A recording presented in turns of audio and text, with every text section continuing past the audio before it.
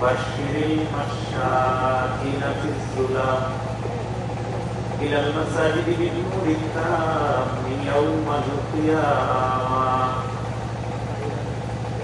অন্ধকারে যারা হেঁটে মসজিদে যায়, নবী আপনি তাদেরকে কিয়ামতের ময়দানে পরিপূর্ণ নূরের সুসংবাদ জানায়া দেন। ফজরের সময় যারা মসজিদে যায়, আল্লাহর কাছে তাদের অনেক কাজ।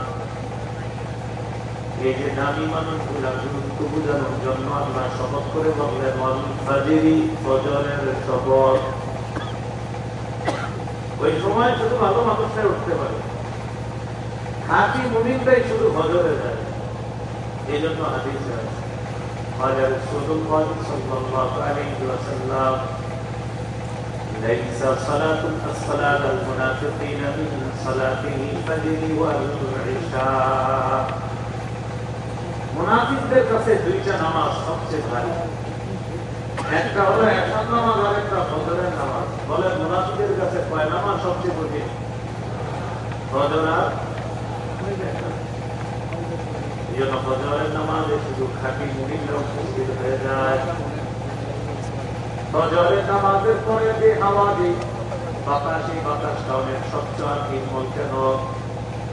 কারণ ফজরের পরে এই বাতাসের মধ্যে শ্বাস প্রশ্বাস শুধু ঈমানদার যারা খাঁটি তাদের শ্বাস প্রশ্বাস।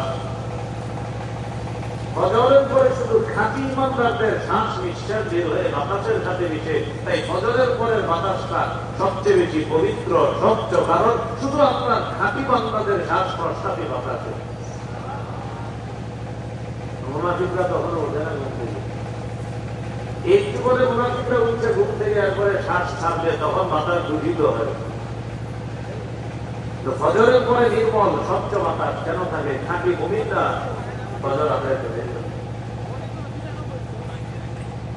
আল্লাহ এটা গুরুত্ব বোঝানোর জন্য বললেন, ফাজরি, ফজরের শপথ। রাসূলুল্লাহ সাল্লাল্লাহু আলাইহি ওয়াসাল্লাম বলেন, মান সাল্লাল ইশা ফি জামাআহ ফাকান্নামা কামা নিসফাল লাইল।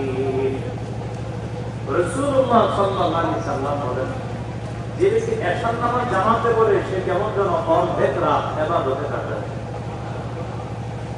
ওমান সাল্লাস সুবহা ফি জামাআহ ফাকান্নামা সাল্লাল লাইলা কুল্লাহ। কোন ব্যক্তি যদি ফজরের নামাজ জামাতে পড়ে, নবী বলেন সে কেমন যেন সারা রাত আল্লাহর ইবাদতে কাটায় দেয়। এই জন্য ফজর